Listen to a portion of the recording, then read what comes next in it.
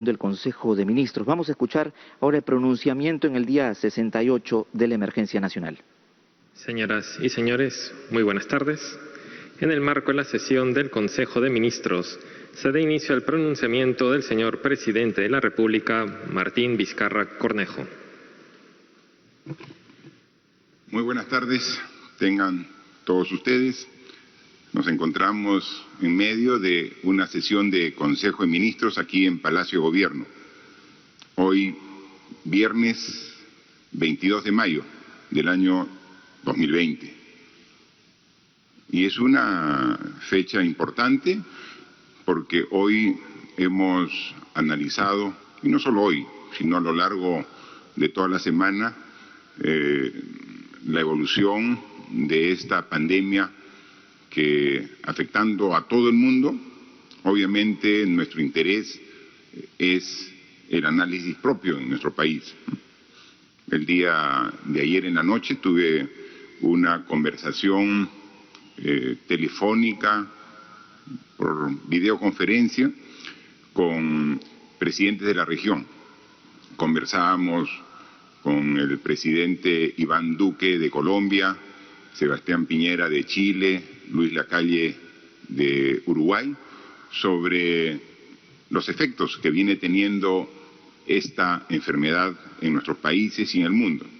Y obviamente intercambiábamos opiniones y estrategias que teníamos cada uno de nuestros países que eran similares para buscar detener, combatir y revertir el COVID-19.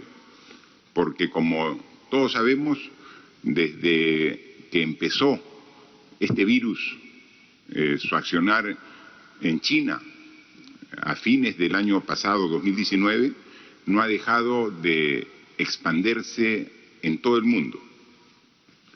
De China pasó a los países limítrofes, continuó con Europa y luego dio el salto a América, ¿no?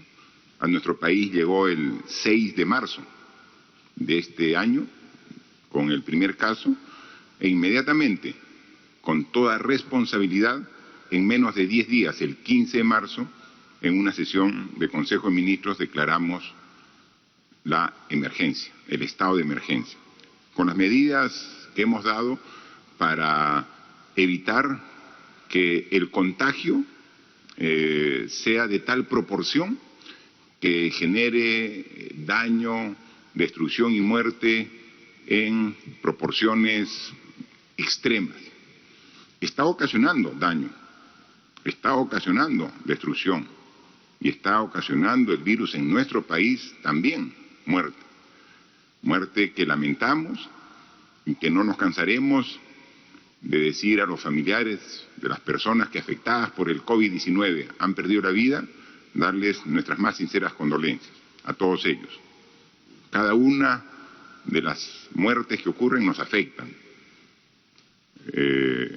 No porque ya pasó hace algún tiempo desde la primera persona que falleció, no nos vamos a acostumbrar a esa situación tan difícil de que pacientes infectados con el COVID finalmente pierdan la vida. Y seguiremos poniendo todo nuestro esfuerzo para evitar que eso siga ocurriendo.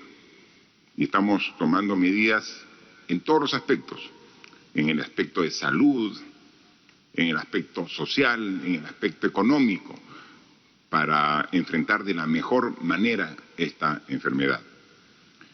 Y las cifras que se tienen a nivel mundial son realmente impresionantes. Ya más de 5 millones en el mundo están afectados con el COVID-19 y más de 340.000 personas han fallecido. En nuestro país ya hemos muestreado más de 750.000 ciudadanos. Estamos un paso rápido para llegar ya pronto al primer millón de peruanos que ya han pasado su prueba para determinar si son COVID positivos o no. De los 750.526, 111.698 han dado un resultado positivo, ¿no? De ellos, siempre es necesario resaltar que 30.823 es en base a la prueba molecular y 80.875 han dado positivos con la prueba rápida. En algún momento se trató de descartar la prueba rápida como un mecanismo de evaluación, ¿no? Nosotros dijimos que la prueba rápida no reemplaza la prueba molecular, pero que era necesaria. Miren, si no hubiéramos usado también la alternativa de la prueba rápida, ahora no tendríamos a estas 80.875 personas con el diagnóstico positivo, para que con este diagnóstico eviten el contagio a las personas próximas a ellos y también puedan iniciar un tratamiento oportuno. 7.545 pacientes se encuentran en los diferentes hospitales de Lima y las regiones del Perú y ya 901 pacientes están en las unidades de cuidados intensivos. Entonces, esa es la situación en el Perú y en base a esa situación y en base a la información de los profesionales, los expertos con los cuales hemos conversado permanentemente, pero también el día de hoy es que debemos tomar decisiones. Hoy hemos aprobado en sesión del Consejo de Ministros un decreto supremo referido al estado de emergencia. Y como yo ya les comentaba en la última conversación que tuve con todos ustedes en esta semana, no se trata de si se levanta o no el estado de emergencia. Lo que se trata es cómo vamos a enfrentar como sociedad el futuro en nuestro país.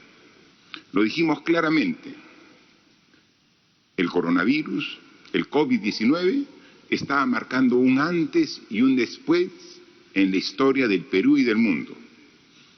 Ya nada va a ser igual de aquí en el futuro. Tenemos que aprender como personas, como ciudadanos, a transitar hacia una nueva convivencia. Eso queda absolutamente claro. Ya no existe la varita mágica que diga se terminó el estado de emergencia y en consecuencia todo regresa a la normalidad. No. Lo hemos dicho y lo hemos repetido muchas veces. Esta enfermedad nos ha enseñado muchas cosas. Primero, que debemos cambiar sistemas de comportamiento social que han hecho mucho daño a la sociedad y a los países en su conjunto. Ese tipo de comportamientos de carácter individual, egoísta, donde prima solamente el bienestar de uno, dejando de lado lo que pase a nuestros costados, a nuestro alrededor, es precisamente lo que nos ha llevado a esta situación, no solamente al Perú, sino a todo el mundo. Debemos ir a una nueva convivencia que nos permita como sociedad ser más solidarios, una nueva convivencia que nos permita ser más responsables, también más disciplinados, respetando las normas mínimas de comportamiento para no hacer daño a las personas que más queremos y a las que sin conocer también debemos respetar. Una nueva convivencia que considere y respete el medio ambiente, tan venido a menos y tan ignorado en las últimas décadas, ¿no? Nuevo ambiente, el ambiente que ahora quizás agradece que por estos meses La humanidad le da una tregua para que pueda nuevamente fortalecerse.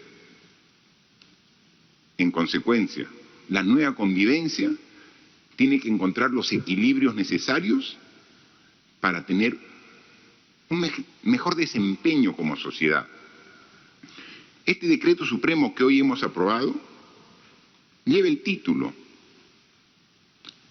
Ciudadanía hacia una nueva convivencia social. Y ya no tiene el mismo formato de los 5 decretos supremos de declaratoria de estado de emergencia anterior. El 15 de marzo, en una sesión de Consejo de Ministros como la de hoy, declaramos el primer estado de emergencia. Y luego la hemos prorrogado 1, 2, 3 y 4 veces. Más la original son 5 veces. No, este tiene un contexto diferente. Amplía las restricciones, o sea, va a haber una ampliación del estado de emergencia. Porque como dentro de un momento van a comentar algunos de los ministros que forman parte del pleno del Consejo, hay justificación para no bajar la guardia y para reafirmar en la línea en que venimos trabajando. Pero tenemos que hacerlo con una visión más amplia, con un concepto más integral. No solamente es, ya no salgas de tu casa, no solamente es ello, sino qué equilibrio queremos encontrar. Por eso el decreto supremo, a diferencia de los anteriores, es más extenso y mañana, cuando sea publicado en el Diario Oficial Peruano, obviamente, y hagamos los resúmenes correspondientes, van a poder acceder que no es solamente una prórroga que, si bien la contiene, es mucho más integral y busca el equilibrio entre varios aspectos. Primero, cómo continuamos con el combate al virus, ¿no? Hay toda una estrategia de contención a la propagación que ha tenido buenos resultados, pero que tenemos que aún mejorarlos. Entonces tiene toda una estrategia respecto al combate al virus. Tiene también este decreto supremo una estrategia para mejorar y fortalecer nuestra respuesta del sistema de salud, precario. Ayer el presidente Iván Duque de Colombia me decía: presidente Vizcarra, ¿qué lección usted puede haber aprendido de esta situación que estamos viviendo? Yo le decía, una de las lecciones es que temas tan importantes para una sociedad como salud y educación, en el caso del Perú, han estado descuidados. Pero no han estado descuidados hace 1 o 2 años, está descuidado hace 20, 30, 50 años. Que cuando viene un reto para enfrentar como el actual, nos encuentra desarmados como sociedad, con un sistema de salud precario. Esa es una lección que lo hemos aprendido así en carne propia, y ya pues tenemos que corregirlo.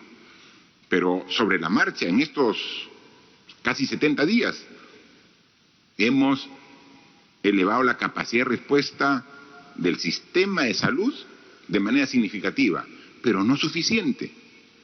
Ahora tenemos más o menos, redondeando cifras, 1.000 camas hospitalarias para atender COVID a nivel nacional. 10.000 camas hospitalarias y 1.000 camas aproximadamente para cuidados intensivos. Pero miren, las cifras que he dado es que tenemos 7.500 pacientes. Si tenemos 7.500 pacientes y tenemos 10.000 camas, nos quedan solamente 2.500 camas, el 25%. Si los pacientes se incrementan, tenemos que nosotros aumentar la disponibilidad de camas. Y en cuidados intensivos tenemos aproximadamente 1.050 camas actualmente para cuidados intensivos y tenemos 900 pacientes. ¿Cuántas tenemos disponibles? 150. Y como es a nivel nacional, ya hay algunas regiones que llegamos al límite. Entonces tenemos que nuevamente aumentar la oferta para siempre estar a nivel de la exigencia de la demanda que aumenta día a día. Entonces, nos hemos puesto metas y esto es la diferencia en este estado de emergencia, que ya no se refiere solamente a 15 días. Estamos aquí extendiendo el estado de emergencia hasta el día 30 de junio. Y nos estamos poniendo metas en todos los aspectos. ¿Qué vamos a hacer de aquí al 30 de junio? Es decir, más de un mes. En temas de respuesta en la salud, en temas sociales, cómo vamos a atender los requerimientos de carácter social, en temas también económicos. Entonces, hasta el 30 de junio tenemos que duplicar nuestra capacidad de respuesta en salud. Si tenemos 1.000 camas UCI, tenemos que tener al 30 de junio 2.000 camas UCI. Si tenemos 10.000 camas hospitalarias, tenemos que al 30 de junio tener 20.000 camas hospitalarias distribuidas en los hospitales del país donde realmente se requiera. Y esa es la meta y el esfuerzo que estamos viendo aquí en esta nueva etapa. Tenemos que trabajar hacia esa nueva convivencia con la participación plena y directa de los 3 niveles de gobierno. Hace algunos días aquí, en Consejo de Ministros, estuvo el alcalde de Lima Metropolitana. Y con él, y como hablamos con los representantes de la AMPE, la Asociación de Municipalidades del Perú, con los representantes de REMURPE, de la Red de Municipalidades Rurales del Perú, y como hablamos de manera constante y permanente con los representantes de la ANGR, Asamblea Nacional de Gobiernos Regionales, esta es tarea de todos.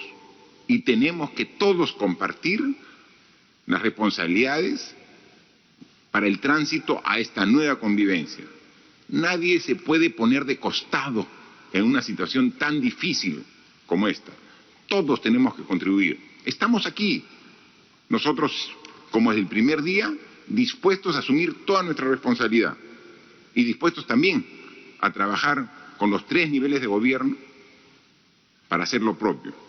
Pero no lo podríamos hacer si no contamos, como lo hemos dicho desde un principio, con la colaboración de toda la ciudadanía, de todos los peruanos y peruanas. Entonces, esta extensión del estado de emergencia, que va desde el 25 de mayo hasta el martes 30 de junio, tiene un sustento en un decreto supremo que es mucho más numeroso en artículos, porque detalla punto por punto todo lo que vamos a hacer en este periodo. Son 18 o 20 artículos los que tiene este decreto supremo. Va a establecer los roles y las responsabilidades de los diferentes actores en esta nueva etapa. Por ejemplo, algunos cambios que pueden ser pequeños pero que son significativos es respecto a la inmovilización social obligatoria, o lo que comúnmente se llama el toque de queda. El toque de queda, hasta la vigencia del actual estado de emergencia, era de 8 de la noche a 4 de la mañana. Ahora va a ser desde las 9 de la noche. Estamos dando 1 hora más para que en el día tengamos más tiempo de hacer los trámites que corresponden a todos los ciudadanos. Va desde las 9 de la noche hasta las 4 de la mañana.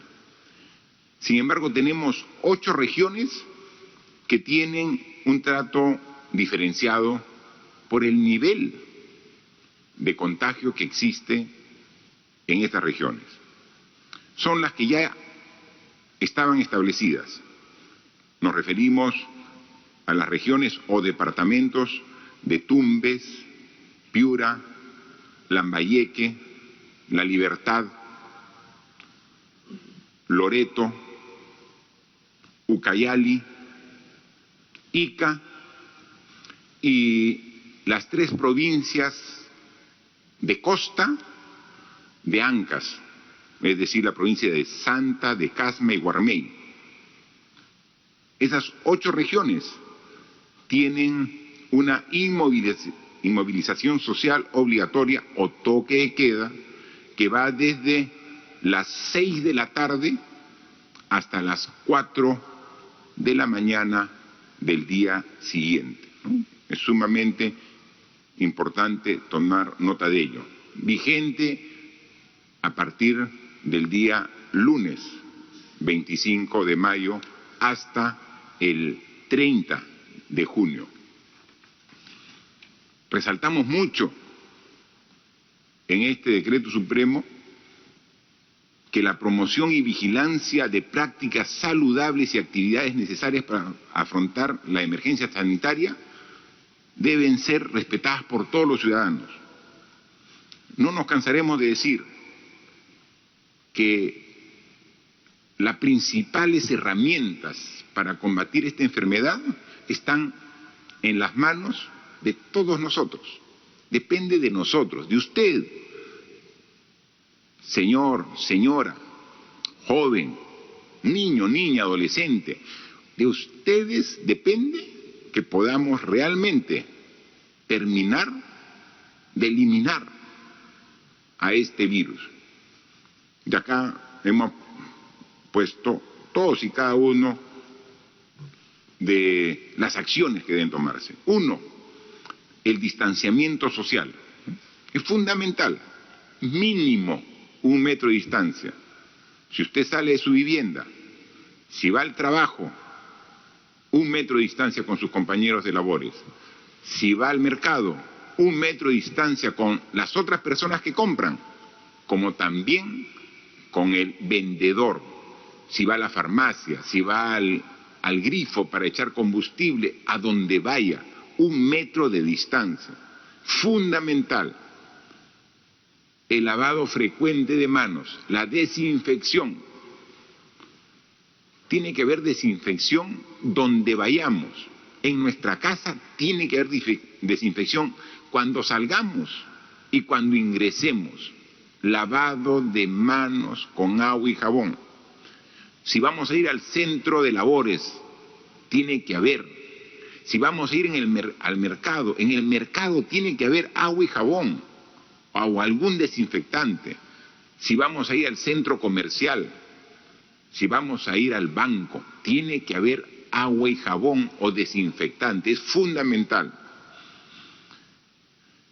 Lo otro, el uso de la mascarilla. Es la barrera física que evita que contagie si tengo el virus o que evita que me contagien si alguien cercano a mí tiene el virus. Pero la mascarilla tiene que cubrir nariz y boca.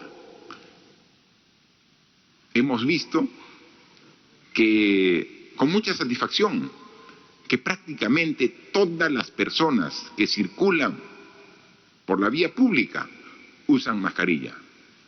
O sea, es un hábito que lo hemos adquirido todos en menos de 2 meses. Y eso es digno de felicitarnos, todos. Este hábito tenemos que mantenerlo hasta que se encuentre la vacuna para este virus. Tenemos que mantener ese hábito, el uso de mascarilla. O sea, ya no podemos sacarnos la mascarilla cuando salgamos de nuestro domicilio hasta que no tengamos la cura a través de una vacuna. Pero también hemos visto que a veces se usa la mascarilla de cualquier forma. Se usa la mascarilla dejando la nariz descubierta. Por ahí aspiramos y expiramos el virus.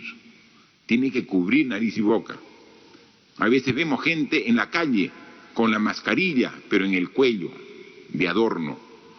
La mascarilla tiene que cumplir su fin de bloqueo del virus. Y el virus entra por la boca, por la nariz. Tiene que estar completamente cubierta boca y nariz. Es fundamental. En la medida que todos los ciudadanos nos distanciemos 1 metro, higiene de manos, agua y jabón y mascarilla, el virus está derrotado. Pero todos tenemos que cumplirlo ello. La protección a adultos mayores y personas en situación de riesgo. Si todos debemos protegernos, las personas adultas mayores con mayor razón, en la casa, tenemos que cuidarlos. La promoción de la salud mental, la continuidad del tamizaje de la población. Tenemos que seguir tomando pruebas, aunque sabemos que por la cantidad de pruebas que tomamos, tenemos mayor cantidad de positivos. Pero estamos tomando pruebas en los sitios donde sabemos que hay alto contagio. Ya tenemos más de 750.000 pruebas tomadas y seguiremos tomando, pasaremos el 1.000.000, pasaremos los 2 millones. Pero tenemos que ubicarlos para poder precisamente combatir la enfermedad. La continuidad del fortalecimiento de los servicios de salud, a lo que hacíamos, que en este periodo vamos a duplicar la capacidad de respuesta, de 10.000 camas a 20.000 camas, de 1.000 UCIs a 2.000 UCIs. Ese es el compromiso que asumimos aquí delante de toda la población. El uso de las tecnologías de la información para seguimiento de pacientes COVID. Tenemos un aplicativo, bajemos el aplicativo, estemos enterados.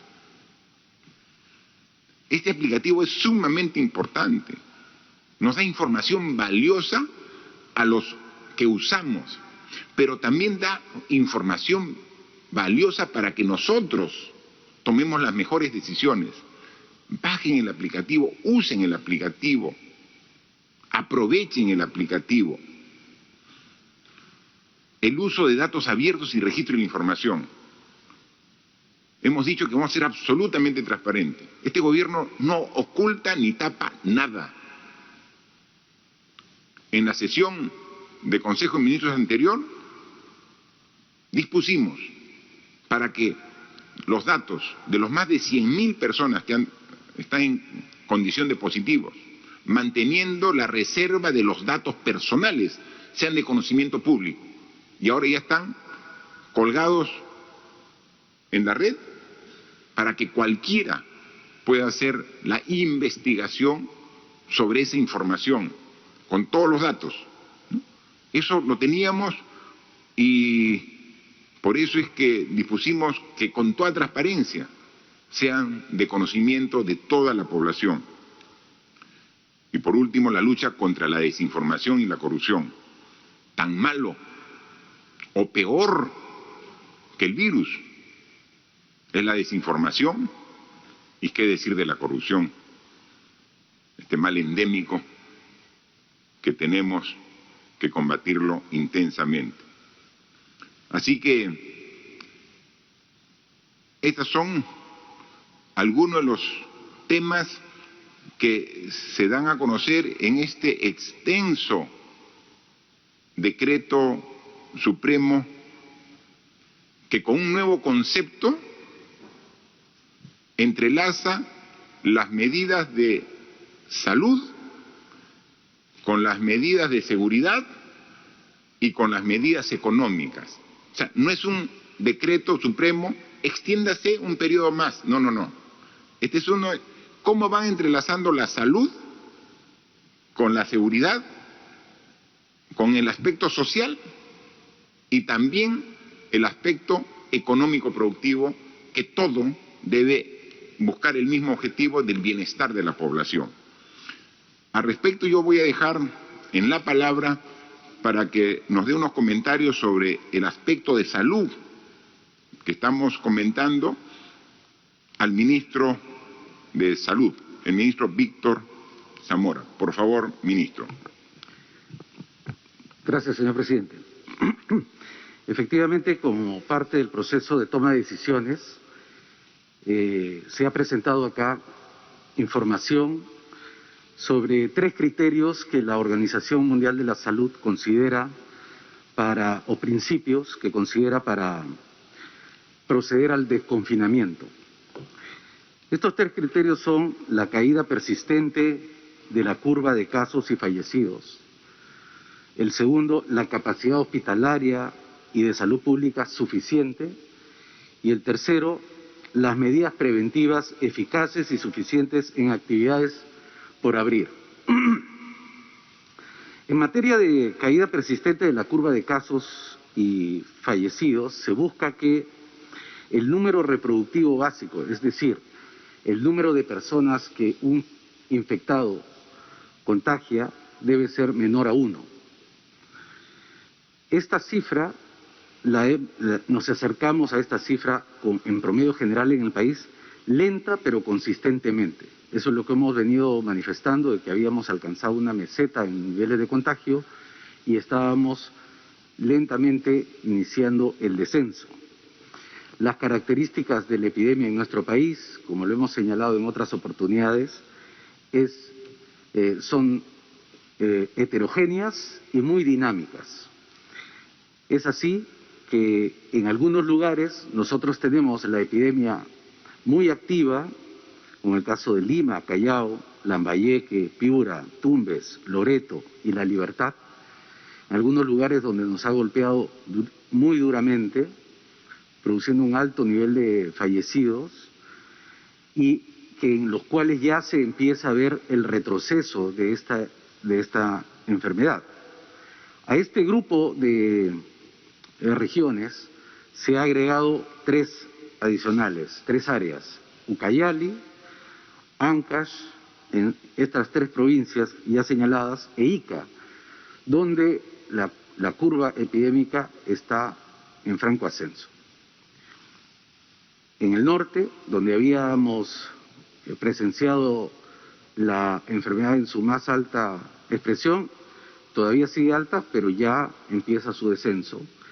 Y se está moviendo la epidemia hacia el sur del país, alcanzando ahora Ucayali, Ancash e Ica. Y aparentemente, por la data que nosotros manejamos, va a seguir su descenso progresivo hacia el sur. Lo mismo pasa en Lima. En Lima habíamos tenido la epidemia en una zona mesocrática, se movió hacia las zonas más populosas de nuestro departamento.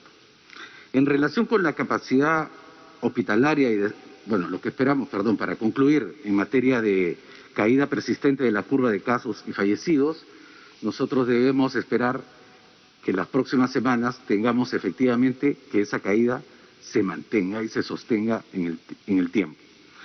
En relación con la capacidad hospitalaria y de salud pública suficiente, a lo ya señalado por el presidente de ampliar la capacidad hospitalaria a 20.000 camas y alcanzar la cifra de 2.000 UCIs en los próximos 2 meses, nosotros tenemos que anunciar a su vez que a partir del día lunes iniciamos el despliegue masivo de nuestra atención primaria de la salud para poder alcanzar más prontamente a las personas que están afectadas por esta enfermedad.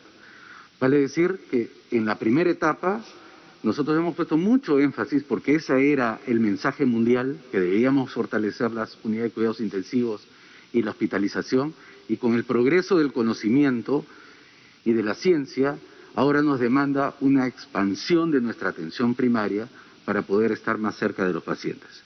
Esta experiencia se inicia este lunes y pensamos duplicar el número de equipos de respuesta rápida y de seguimiento clínico, ya sea presencial o remoto, especialmente este lunes en Lima Este, Lima Norte y una de las regiones ya señaladas anteriormente. En relación con la tercera, medidas preventivas eficaces y suficientes en actividades por abrir, allí nosotros tenemos 2 áreas en las cuales el sector salud tiene que vigilar muy atentamente. Primero, el relacionado a hacer seguimiento y monitoreo de las actividades económicas productivas que se abren. las actividades económicas productivas no están exentas de riesgo y por lo tanto el sector salud tiene que vigilar conjuntamente con el aparato productivo si es que esa actividad está generando o no un riesgo de retroceso en lo que ya hemos ganado o podemos mantenerla, sostenerla y ampliarla. Y en materia social también tenemos que vigilar el impacto que tiene la apertura que hemos hecho de sacar a nuestros niños a dar una vuelta a la manzana, cómo esto impacta en la salud mental y a su vez si esto es un riesgo o no en materia de la epidemia. Y por otro lado, una otra actividad importante que estamos incluyendo, que es la actividad de recreativa y de deporte, que también hay que monitorearla con atención durante las próximas 4 semanas. Gracias, ministro de Salud. Efectivamente, día a día nos reunimos con el ministro y con todo su equipo para ir evaluando las acciones a tomar de manera permanente, ¿no?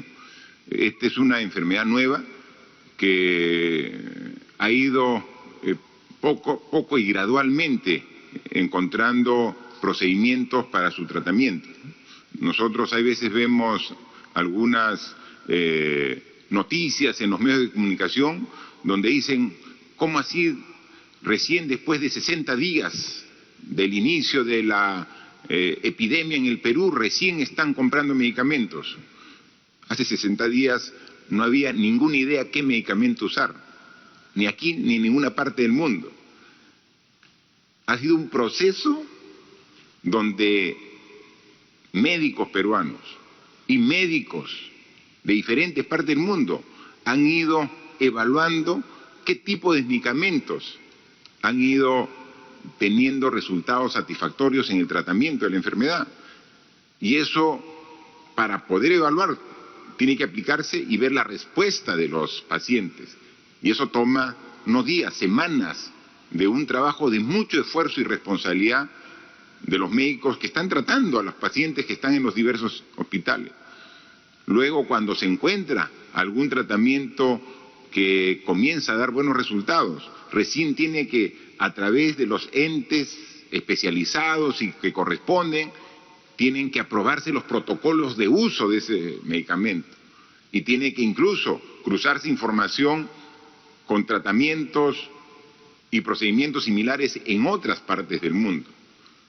Es muy delicado definir un tratamiento con personas si no están los protocolos debidamente verificados.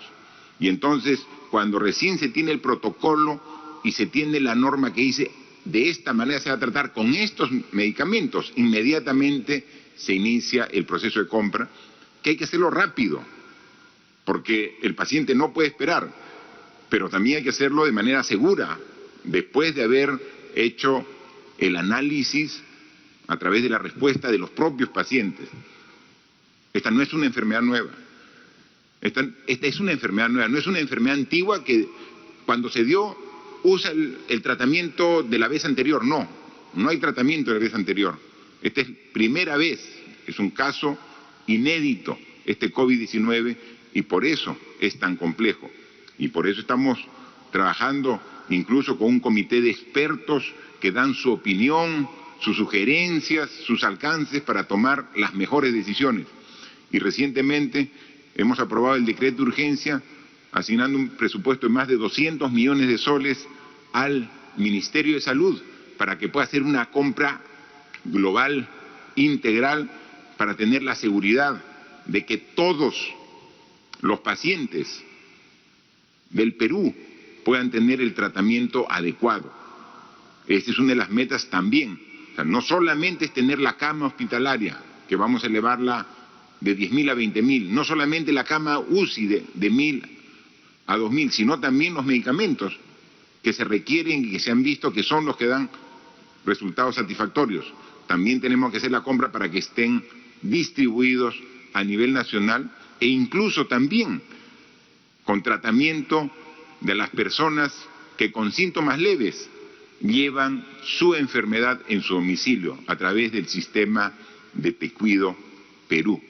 Así que el esfuerzo es grande y estamos día a día ratificando este esfuerzo para atender a toda la población.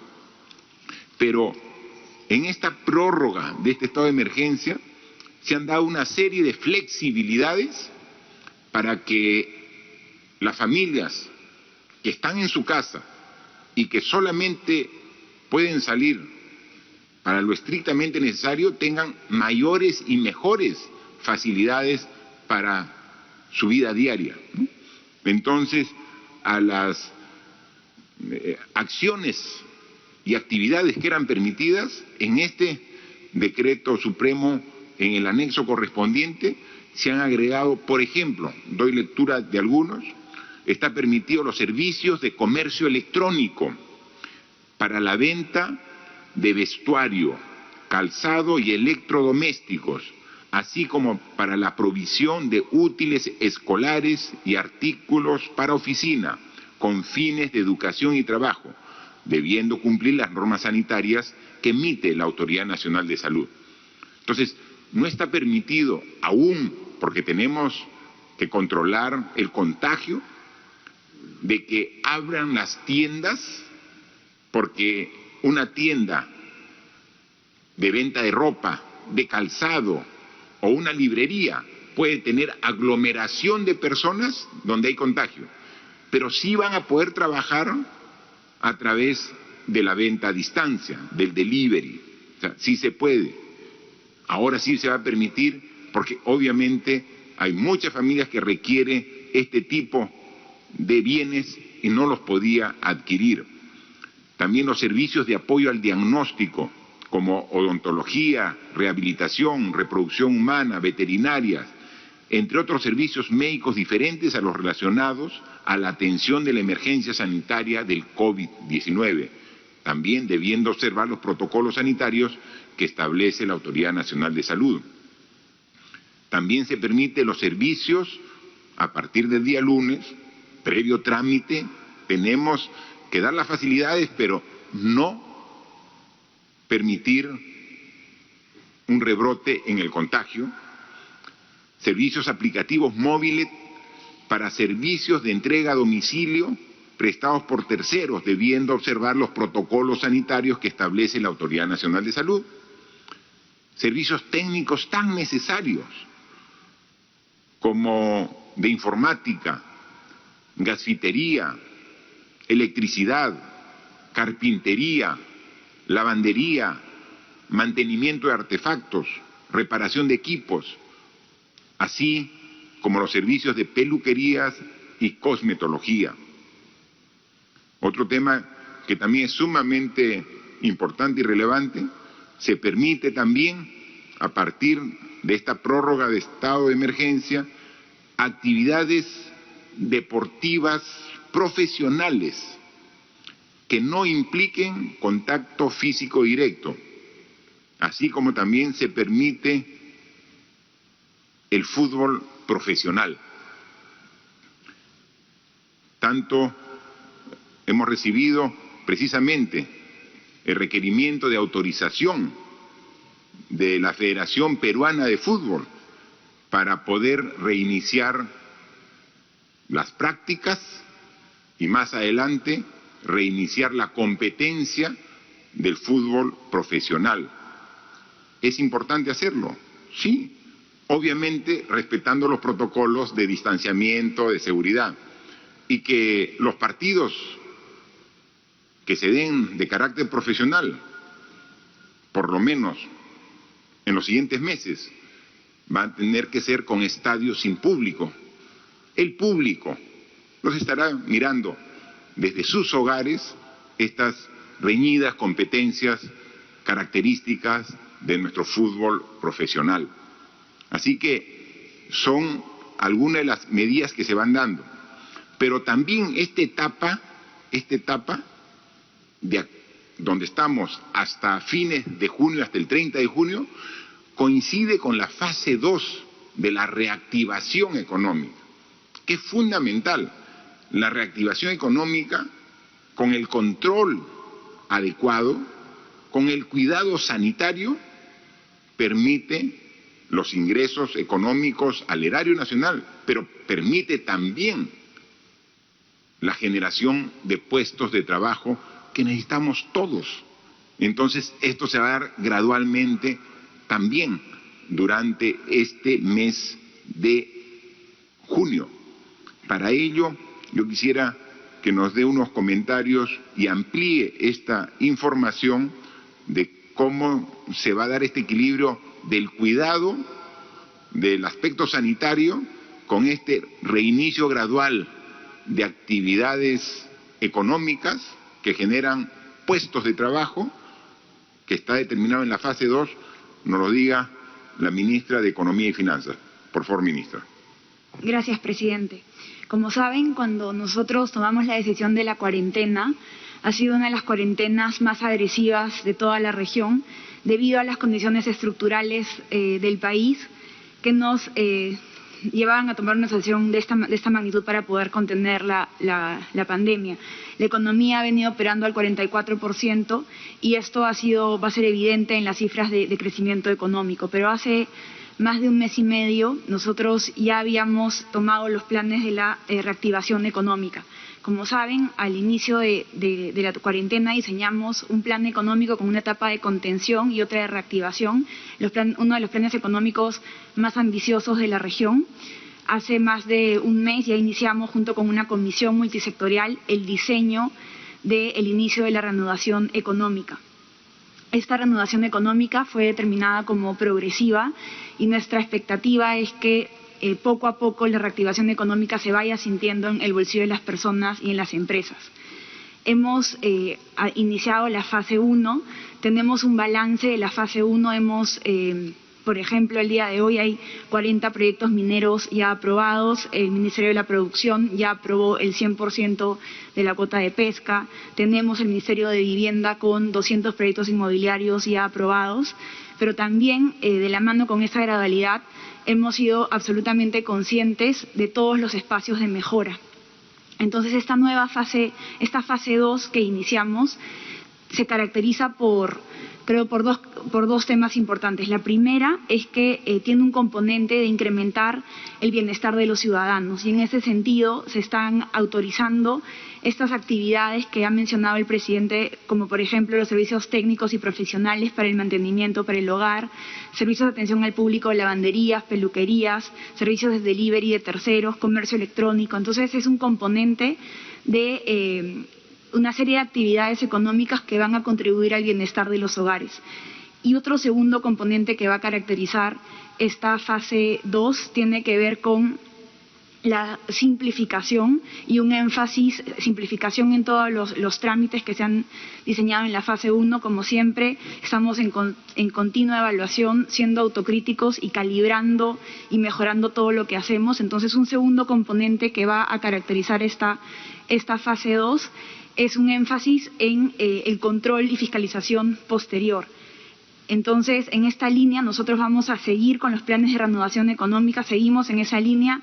Hoy tenemos este primer adelanto que tiene que ver con actividades económicas que impactan en el bienestar de los hogares y la próxima semana, previa validación de la comisión que hemos creado, vamos a ampliar a la lista de actividades y también vamos a proponer una serie de mejoras en los procesos para simplificar y darle mayor celeridad a la reactivación económica, pero siempre con mucha responsabilidad y solicitando la mayor cooperación de las empresas y los trabajadores para cumplir con todos los protocolos sanitarios.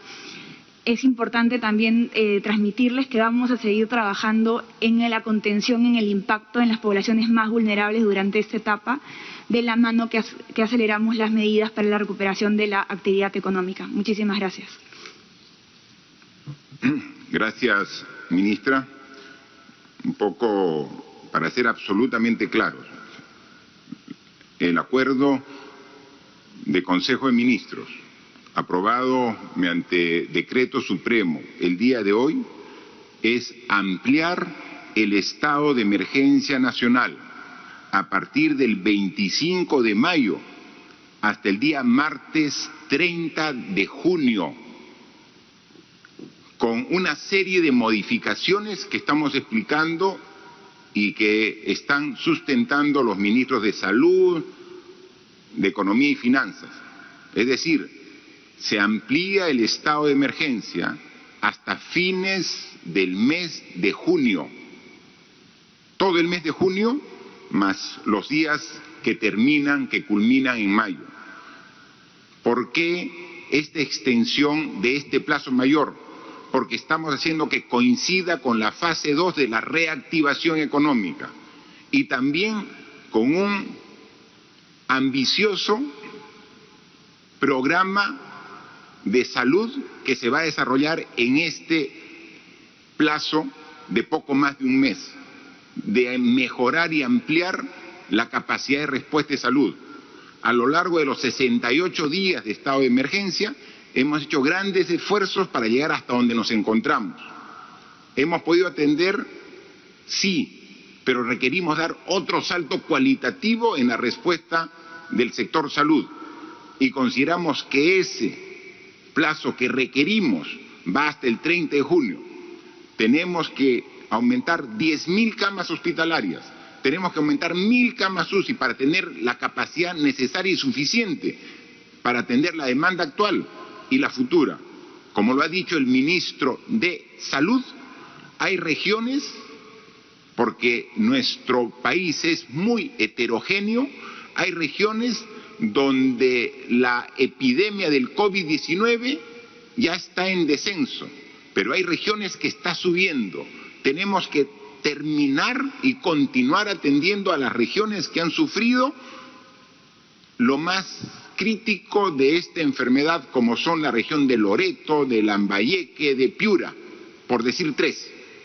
Pero hay regiones que comienzan a incrementar, mientras que unas bajan, comienzan a incrementar, como son las regiones de la provincia de Costa, de Ancash, de Ica o de Ucayali, que tenemos que atender con el énfasis. Y por eso no vamos a esperar que comiencen otras regiones a incrementar su demanda para atender.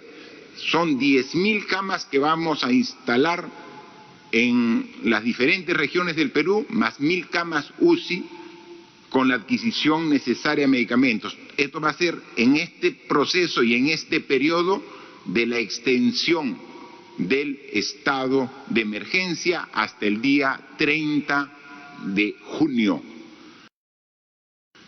Para ello, como el tiempo que ha pasado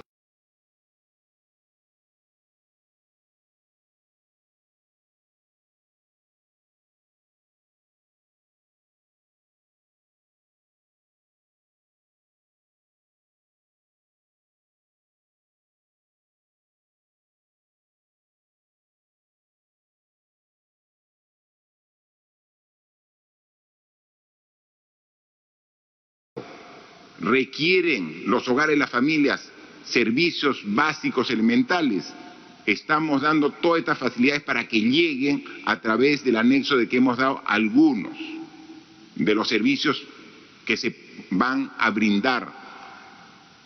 Y adicionalmente tenemos que hacer la coincidencia con la fase 2 de la reactivación tan necesaria, porque nuestro país requiere, después de cerca de 70 días de una disminución de la actividad económica, requiere gradualmente otra vez empezar las actividades necesarias para generar la fuente de trabajo.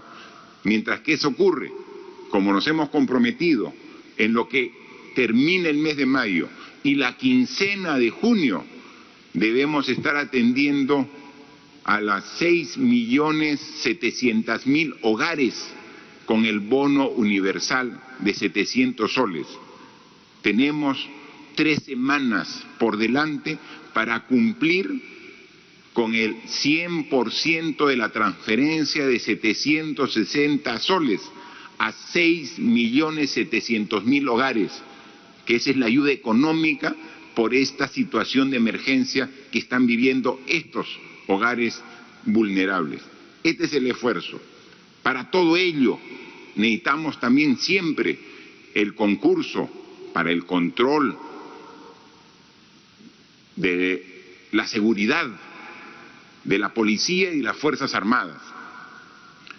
Un control que lo vienen haciendo desde el primer día, con el amor a la patria que caracteriza a la Policía Nacional y a las Fuerzas Armadas. Y no solamente las Fuerzas Armadas tienen la responsabilidad del control de la seguridad, complementando el trabajo de la policía, sino también tienen la responsabilidad del programa Te Cuido Perú, que es asistir a los infectados con el virus que han dado positivo y que en su domicilio también se le está haciendo el control y seguimiento. Sobre el trabajo específico de la policía y las Fuerzas Armadas, quiero que nos haga unos comentarios el señor ministro de Defensa, por favor. Gracias, señor presidente. Compatriotas, buenas tardes. Si todos nosotros, los peruanos, tuviésemos la cultura del respeto a la norma, lo único que tendría que pedir el gobierno es hacer un autoaislamiento. Desafortunadamente, hay una gran mayoría de nosotros que aún no tiene internalizado esta cultura del respeto a la norma. Es por ello la presencia tanto de la policía como de las Fuerzas Armadas en los diferentes lugares del país para hacer cumplir esta norma. Entonces, este autoaislamiento que debería ser ya se convierte en un aislamiento obligado, en un aislamiento obligatorio. Como experiencia de esta pandemia, les puedo comentar de que soy el representante del gobierno en dos regiones, en la región de Cajamarca y en la región de Lambayeque. Ambas regiones la pandemia ha tenido un comportamiento totalmente diferente. En las visitas que he hecho a Cajamarca, he encontrado que todas sus autoridades han depuesto todos sus intereses personales por el bien de la salud y la vida de su gente. Y están trabajando en forma unida y su población responsablemente ha acatado las medidas que ha adoptado el gobierno. En esos lugares, la policía, la Fuerza Armada y también la participación de las rondas campesinas ha sido eficiente, pero no tan exigente como en otros lugares. Y en Cajamarca la pandemia está totalmente controlada. Hicimos una muestra de varios representantes de varios sectores y todos salieron negativos. En Lambayeque, en las primeras visitas que he tenido, las autoridades no encontraban la forma de conciliar sus ideas porque tenían grandes diferencias. Estaban totalmente desarticulados y su población con una muy baja cultura de respeto a las normas. Eso hizo que la pandemia se expandiera rápidamente. El día de ayer estuve en Lambayeque, encontré con mucha satisfacción a sus autoridades juntas, al gobernador, a sus concejales, a los alcaldes, a las Fuerzas Armadas, a la empresa privada. Ya el día de ayer se inauguró un hospital temporal de 150 camas, pero lo más importante, que habían dejado de lado muchas de sus diferencias y han encontrado el norte, que es la prioridad de la salud y la vida de las personas. Y en Lambayeque ha mejorado tremendamente el control, la respuesta hospitalaria y está bajando la cantidad de infectados y de fallecidos. El mensaje que nos trae esta pandemia son dos valores importantísimos que tenemos que grabarlos para aprender a convivir con el virus en esta nueva convivencia. Uno, que tenemos que deponer todo interés particular y centrarnos en este momento en la vida y la salud de nuestros compatriotas. Y segundo, que tenemos que aprender a tener una cultura de respeto a la norma. Y las Fuerzas Armadas y la Policía Nacional no se cansarán mañana, tarde y noche de trabajar con ustedes en las calles, en los mercados, en los bancos, en los paraderos a nivel nacional para contribuir día a día a crear en cada uno de nosotros esta nueva cultura de respeto a la norma muy necesaria para aprender a convivir con el virus. Y con el programa Te Cuido Perú estaremos trabajando a nivel nacional. Estamos trabajando estrechamente con el ministro del Interior, nos reunimos a diario con los mandos de las Fuerzas Armadas, la Policía Nacional, y hacemos los planeamientos de los operativos que se van a realizar en diferentes sitios, mercados, paraderos, bancos, principales avenidas a nivel nacional, porque hemos aprendido que si no estamos juntos trabajando por la salud y la vida de nuestros compatriotas, no vamos a superar esta pandemia. Muchas gracias, señor presidente. Gracias, ministro. Todos los peruanos confiamos en la moral y el amor a la patria de nuestras Fuerzas Armadas y de la Policía Nacional, más aún en esta etapa tan difícil que estamos pasando. Me comunican que puede haber algún tipo de confusión y hay que ser absolutamente claros. Y voy a leerlo textualmente, el artículo 2 de este decreto supremo. Declaratoria del estado de emergencia nacional. Declarar el estado de emergencia nacional a partir del lunes 25 de mayo del 2020 hasta el martes 30 de junio del 2020 y dispóngase el aislamiento social obligatorio, cuarentena, por las graves circunstancias que afectan la vida de la nación a consecuencia del COVID-19. Se refiere a una extensión de la cuarentena hasta el día 30 de junio, pero con las modificaciones y flexibilidades que hemos mencionado a lo largo de esta intervención, con el complemento realizado por los ministros de Salud, de Economía y Finanzas, como el ministro de Defensa. La cuarentena continúa, porque como lo hemos dicho, para nosotros lo más importante es la salud y la vida de la población. Y vamos a hacer el esfuerzo necesario para cuidarlo.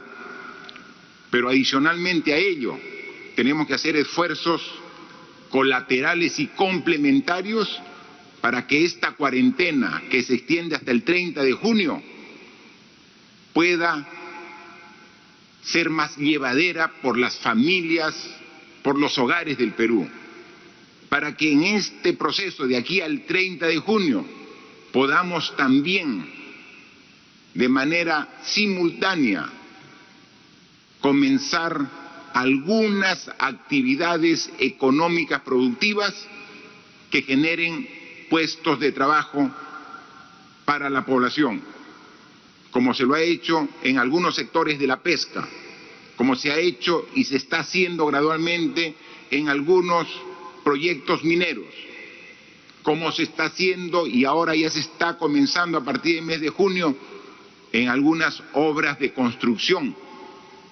importantes para el desarrollo del país. Pero el equilibrio se tiene que lograr manteniendo por parte de la población la cuarentena para evitar que el virus siga en su contagio. Es momento, una vez más, de unidad. Siempre habrá personas que quieran ver fracasar al gobierno, siendo inconsecuentes e irresponsables, porque el fracaso del gobierno es el fracaso también de las políticas que van en beneficio del país. Podemos equivocarnos, por supuesto que sí, pero cada vez que evidenciamos un error y somos autocríticos para ver los errores y corregirlos, cada vez que escuchamos una voz crítica que con buena intención nos pide revisar algún procedimiento, lo hacemos con toda sinceridad, porque siempre queremos lo mejor para los peruanos. Podrán decir que en más de una oportunidad nos hemos equivocado. Y es verdad, en más de una oportunidad nos hemos equivocado, pero hemos tenido la valentía, por respeto al pueblo, de corregir cuando nos equivocamos. Pero no pueden decirnos que hemos obrado malintencionadamente. Eso nunca. Siempre nuestras decisiones han sido con todo el esfuerzo de buscar lo mejor para la población. La decisión que estamos tomando hoy va en el mismo sentido. Lo dijimos desde un principio. Esta enfermedad no la vamos a combatir ni vencer en corto tiempo. Esto no es una carrera de 100 metros planos. Esta es una larga maratón que tenemos que transitarla todos. El esfuerzo es de todos los peruanos. Y por supuesto, del primer servidor del Perú, el presidente de la República, quien pone todo su esfuerzo. Y como toda maratón, va a haber momentos de presión, va a haber momentos de estrés, va a haber momentos de angustia, pero es ahí donde tiene que salir la raza, la fuerza de lo que estamos hechos los peruanos y peruanas, para que en estos momentos difíciles salgamos adelante. Lo vamos a hacer, tenemos la plena seguridad, estamos en el camino correcto. En situaciones muy difíciles, claro que sí, como están la mayoría de países en el mundo, pero con la convicción de que estamos poniendo el esfuerzo y las medidas adecuadas, vamos a superar esta compleja y terrible enfermedad. Y lo vamos a hacer en unidad. Siempre habrá algunos peruanos que en este contexto prefieren lo fácil, la crítica artera, prefieren salir del problema y en vez de contribuir a la solución, generar más problemas. Ese tipo de comportamientos siempre se han dado en nuestra historia y al final claramente se evidenciará quienes contribuyeron con su esfuerzo a la búsqueda de la solución y quienes trataron a punta de poner zancadillas de que no logremos el objetivo. Aquí estamos en un consejo de ministros, con ministros y ministras plenamente comprometidas con el desarrollo del país. Y en este momento tan difícil, todos ratificamos nuestro esfuerzo de continuar con esta tarea, que no es fácil, pero que estamos seguros que vamos a lograr el objetivo que todos nos hemos propuesto por el bien de todos los peruanos y peruanas. Muchas gracias. El mensaje del presidente entonces: se amplía el estado de emergencia del 25 de mayo al 30 de junio, salvo algunas excepciones que se enmarcan dentro de la estrategia económica de dar inicio a las actividades económicas de manera progresiva correspondientes a la fase 2. Continuamos con la programación habitual de TV Perú.